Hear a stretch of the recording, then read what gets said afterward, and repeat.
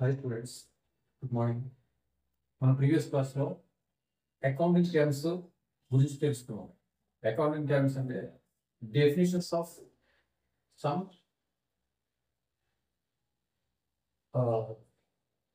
Some topics like business transactions, journal entries, ledger accounts, accounting period, proprietor and share capital. ఇప్పటి వరకు ఈ audit గురించి మనం definitions and examples తెలుసుకున్నాం.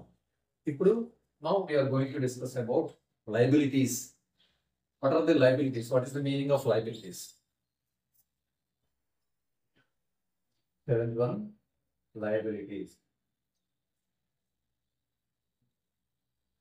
Liabilities and anything. It is the financial obligations of the company at the end of the accounting period. And the total 1 year accounting period lo జరిగిన business transactions అన్నిటిని summarise చేసిన తర్వాత మనకి accounting year చివరిలో మన యొక్క financial obligations are liabilities ఎన్ని ఉన్నాయనేది మనం తెలుసుకోవచ్చు అనమాట.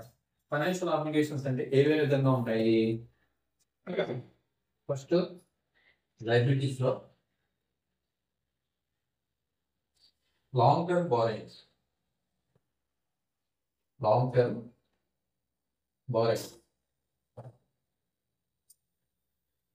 బారోయింగ్స్ అంటే ఏమేమి వస్తాయి అనమాట? Secure loans. Second one, unsecured loans.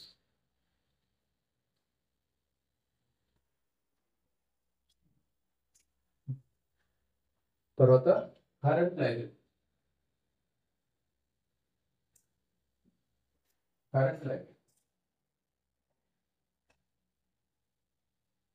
Current liabilities ఏమేమి వస్తాయి? ఒకటి sundry creditors.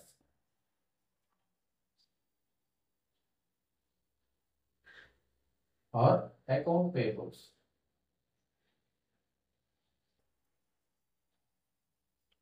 Second one,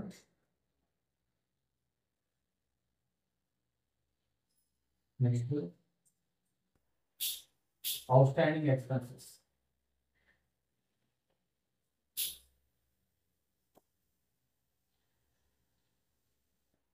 Outstanding expenses ఏమంటాయి? Salaries payable, income tax payable, bonus payable, gratuity payable, ఇవన్నీ అవుట్స్టాండింగ్ ఎక్స్పెన్సెస్ వస్తారు. అసలు లాంగ్ టర్మ్ బారోయింగ్స్ లో లయబిలిటీస్ లో చాలా ఇంపార్టెంట్ టాపిక్ అనమాట. లాంగ్ టర్మ్ బారోయింగ్స్ అంటే మనం ఒక కంపెనీ పెట్టాం. నేను డెప్త్ గా చెప్తున్నాను. లయబిలిటీస్ లో ఒక కంపెనీ పెట్టినప్పుడు మనం షేర్ క్యాపిటల్ అనేది ఒక ఇన్వెస్ట్మెంట్. సెకండ్ ఇన్వెస్ట్మెంట్ వచ్చేసి లాంగ్ టర్మ్ బారోయింగ్స్. అంటే షేర్ క్యాపిటల్ కంపెనీ ఇన్వెస్ట్మెంటే, లాంగ్ టర్మ్ బారోయింగ్స్ కూడా కంపెనీ యొక్క investments. Share capital share holders తెస్తారు. లాంగ్ టర్మ్ బారోయింగ్స్ అనేది ఎక్కడి నుంచి తెస్తాం? మనం బ్యాంకుల నుంచి తెస్తాము, ప్రైవేట్ సంస్థల నుంచి తీసుకొస్తాము. వీటిని లాంగ్ టర్మ్ బారోయింగ్స్ అంటారు. వీటిని కూడా కంపెనీ ఇన్వెస్ట్మెంట్ గానే చూస్తాం అనమాట. ఇవి షేర్ క్యాపిటల్ ఎంత ఉండాలి, కంపెనీ బారోయింగ్స్ ఎంత ఉండాలి?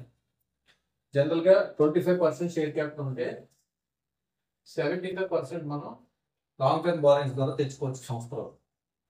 బ్యాంక్ వాళ్ళు అప్పిస్తారు.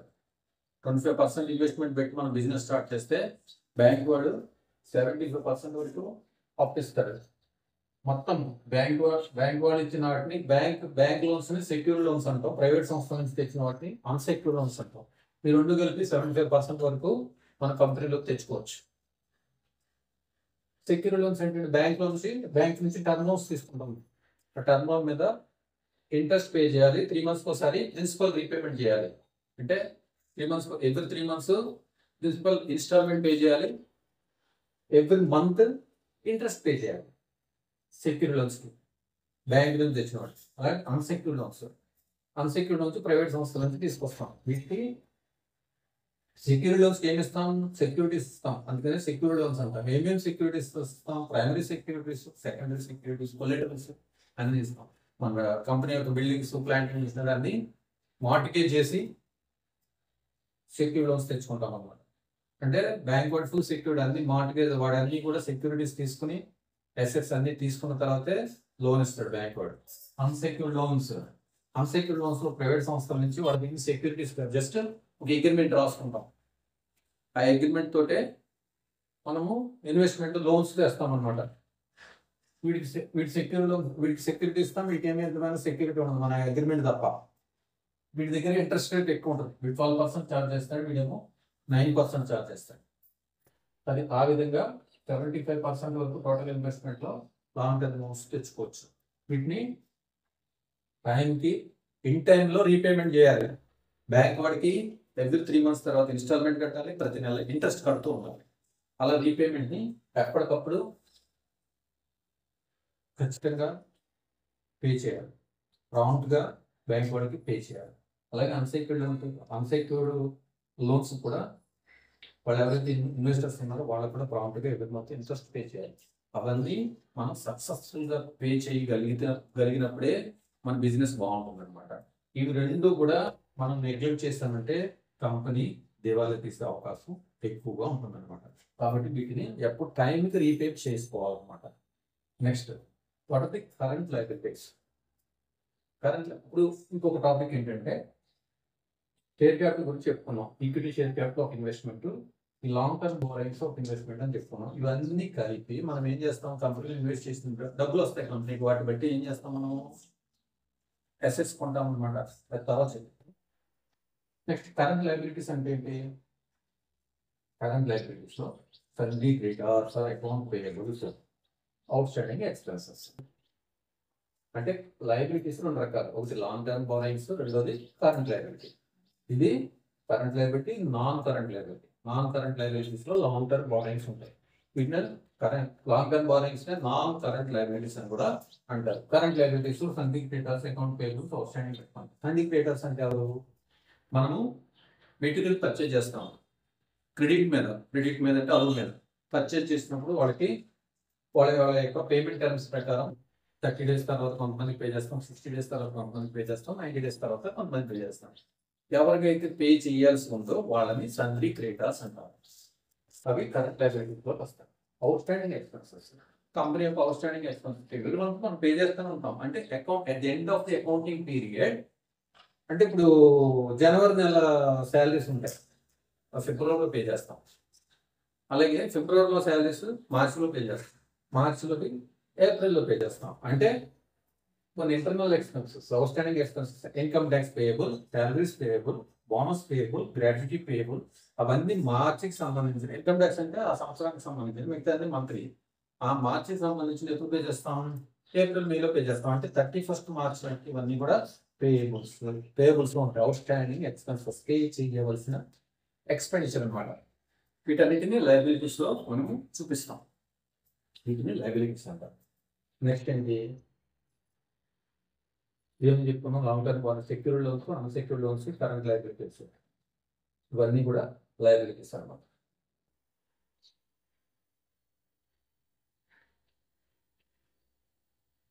Next assets. This is also very important topic. Liabilities గురించి చెప్పుకున్నాము. Liabilities is long-term liabilities and current liabilities. Long-term liabilities are also investments of the company, financial obligations of the company.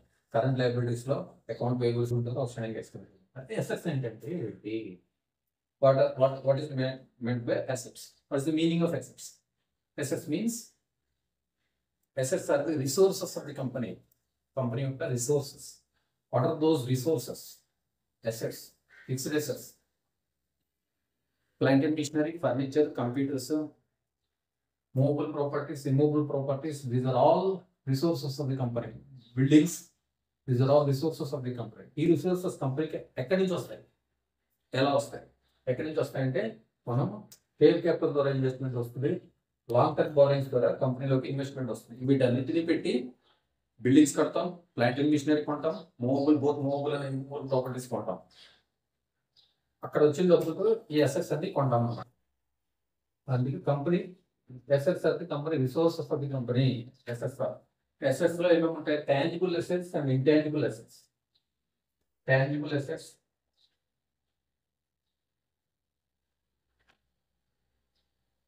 And intangible assets.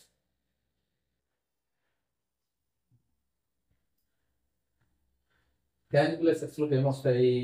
Buildings,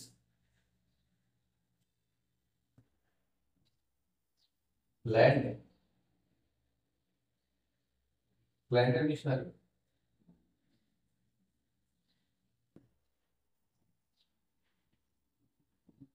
land and machinery, furniture, computers etcetera. అంటే all movable, removable,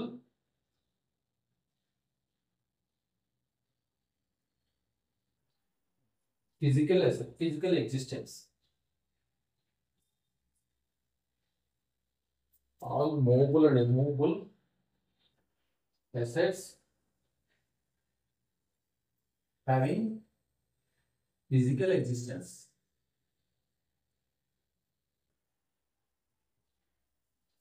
చూసారా, tangible assets అంటే physical existence ఉండాలి, వాటిని మనము చూడగలగాలి, వాటిని మనము touch చేయగలగాలి, వాటిని ఫిజికల్ ఎగ్జిస్టెన్స్ ఉన్న అసెట్స్ అంటాము.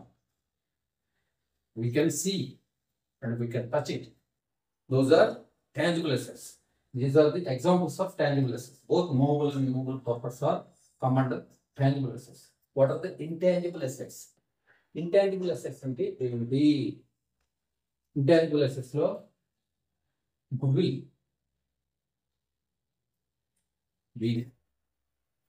trademarks and patents. These are the intangible assets. Goodwill and first intangible assets లో goodwill. What is goodwill?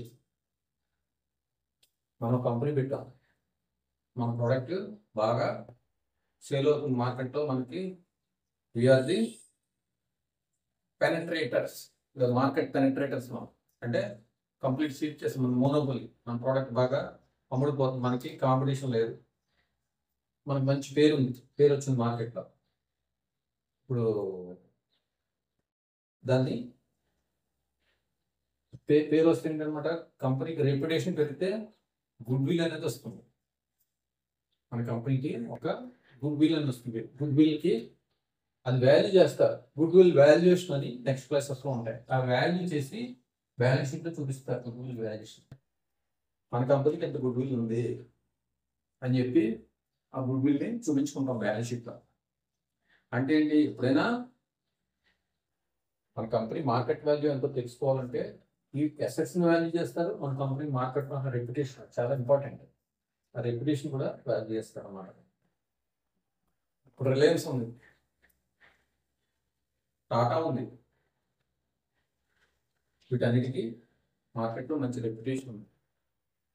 ఈనాడు ఉంది, మంచి గుర్తింపు ఉన్న కంపెనీలు ఇలాంటివన్నీ కూడా, వాటికి గుడ్ విల్ ఉన్నది. ఆ గుడ్ విల్ని కంపెనీస్ యొక్క బ్యాలెన్స్ షీట్లో చూపించుకోవచ్చు అన్నమాట. Next trade marks. Trade marks అంటే ఏంటి? ట్రేడ్ మార్క్స్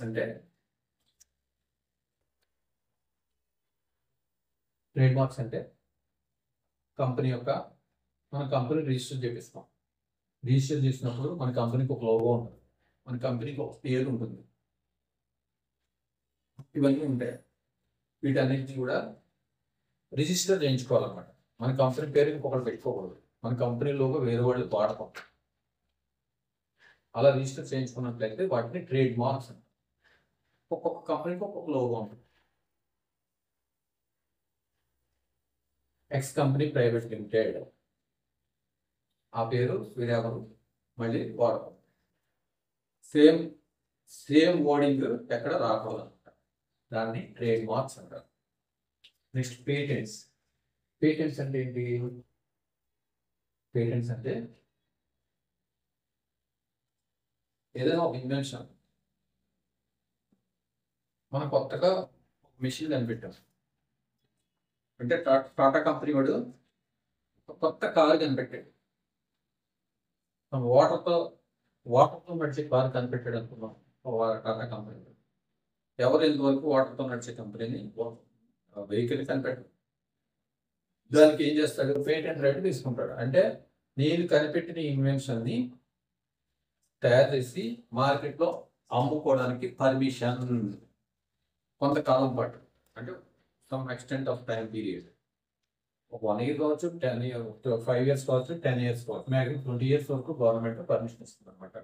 మనం ఏదైనా ఒక కొత్తదాన్ని ఇన్వెంట్ చేసి దాన్ని తయారు చేసి మార్కెట్లోకి అమ్ముకునేందుకు ఇచ్చే పర్మిషన్ని పేటెంట్ అంటారు. అది వేరే ఎవరు కూడా దాన్ని తయారు చేయలేదు. ఎలా తయారు చేయాలో వాళ్ళకి తెలియదు కాబట్టి.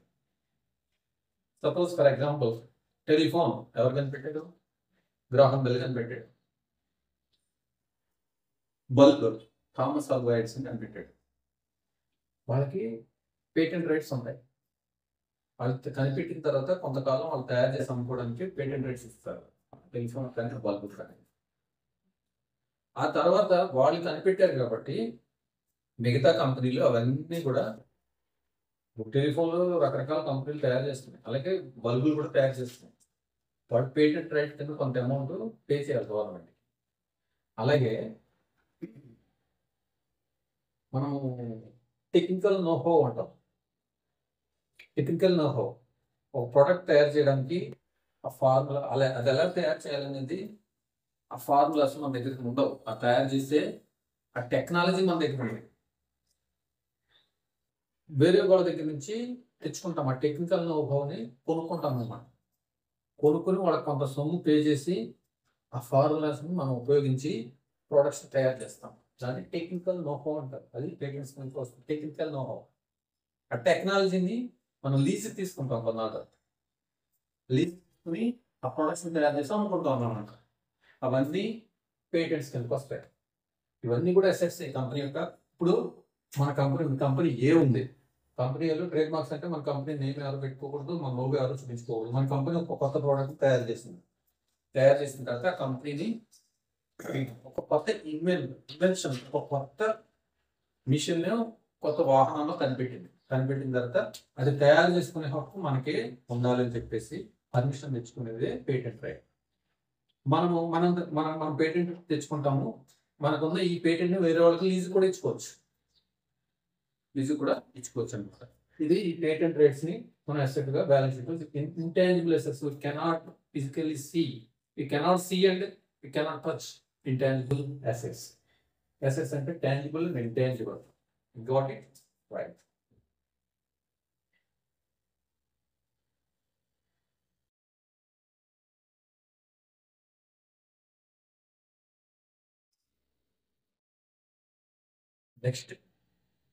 నెక్స్ట్ టాపిక్ ఏంటనమాట, డ్రాయింగ్స్.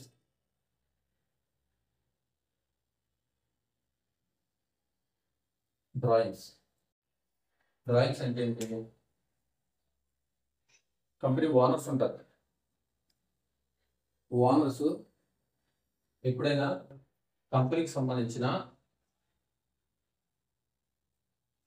మనీని ఉపయోగిస్తే దాన్ని డ్రాయింగ్స్ అంటారు. అంటే కంపెనీకి సంబంధించిన క్యాష్ వాడచ్చు, ఈ క్యాష్ని డ్రాయింగ్స్ అంటారు. అలాగే కంపెనీ క్రెడిట్ కార్డు ఉపయోగించి బయటకు వెళ్ళినప్పుడు క్రెడిట్ కార్డు ఓనర్ దగ్గర ఉంటుంది. కంపెనీ పేరు మీద ఉంటుంది, ఓనర్ దగ్గర ఉంటుంది. బయటకు వెళ్ళాడు, లంచ్ చేశాడు, ఆ క్రెడిట్ కార్డు ఉపయోగించాడు. ఈ క్రెడిట్ కార్డు ఇప్పుడు మన బ్యాంక్లో డెబిట్ అవుతుంది. దాన్ని ఏం చేస్తాం? డ్రాయింగ్స్ అన్నారు. అంటే క్యాష్ ఒకటే కాదు, క్రెడిట్ కార్డు ఉపయోగించిన అది డ్రాయింగ్స్ కిందకే వస్తుంది అనమాట. దాన్ని ఏమంటారు అనమాట, కంపెనీ యొక్క ఓనర్ కంపెనీకి సంబంధించిన మనీని సొంత ప్రయోజనాల కోసం, సొంత ఓన్ యూసేజ్ కోసం ఏమైనా ఖర్చు పెడితే దాన్ని డ్రాయింగ్స్ అంటారు. ఈ డ్రాయింగ్స్ని ఏం చేయాలి? మనం కంపెనీ యొక్క క్యాపిటల్ నుంచి డిడక్ట్ చేయాలి. ఈ డ్రాయింగ్స్ని కంపెనీ యొక్క క్యాపిటల్ నుంచి లయబిలిటీస్ సైడ్, ఇప్పుడు దాకా చెప్పుకున్నది ఏముంటాయి? Liabilities, assets. ఏం చెప్తున్నాం? లయబిలిటీస్ అంటే equity, share capital. Next reserves and surplus. దీంట్లో premium, share premium, P&L, profit and loss, ఈ రెండు వస్తాయి.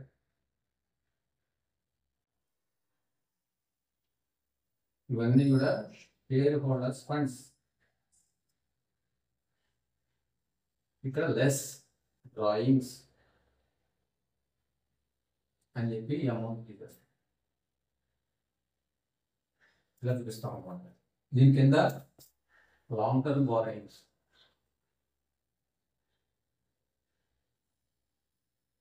నెక్స్ట్ కరెంట్ లయబిలిటీస్, ఈ బ్యాలెన్స్ షీట్ లయబిలిటీస్. చూసారా ఈ టెర్మినాలజీ మొత్తం మనం చెప్పుకున్నాం. ఈక్విటీ షేర్ క్యాపిటల్ అంటే rules and surplus, share problem loss account, drawings, long term borrowings, current liability అని చెప్పుకున్నాం. ఇక్కడ ఫిక్స్డ్ అసెట్స్, ఫిక్స్డ్ అసెట్స్ దీంట్లో టాంజిబుల్, ఇంటాంజిబుల్ చెప్పుకున్నాం. తర్వాత ఇంకోటి కరెంట్ అసెట్స్ చెప్పుకోలేదు. ఇందులోనే అసెట్స్ కరెంట్ అసెట్స్ కూడా వస్తాయి. కరెంట్ అసెట్స్ ఏమొస్తాయి? Stock, debtors, inventory, bank, cash and cost. ఈ current fixed assets, tangible, intangible, current assets లో stock, debtors, cash and bank అన్నమాట. కరెంట్ అసెట్స్ ఏమొస్తాయి? Stock, inventory, sundry debtors. Debtors అంటే మనం తయారు చేసిన ప్రొడక్షన్ బయట వాళ్ళకి అమ్ముతాం. అమ్మిన తర్వాత వాళ్ళు 90 days తర్వాత డబ్బులు ఇస్తారు, 60 days తర్వాత ఇస్తారు, 30 days తర్వాత ఇస్తారు. వాళ్ళని డెటార్స్ అంటాం. మన క్యాష్లో క్యాష్ బ్యాలెన్స్ ఎంత, బ్యాంక్ బ్యాలెన్స్ ఎంత, ఫిక్స్డ్ డిపాజిట్స్ ఎంత, అవన్నీ ఉంటాయి.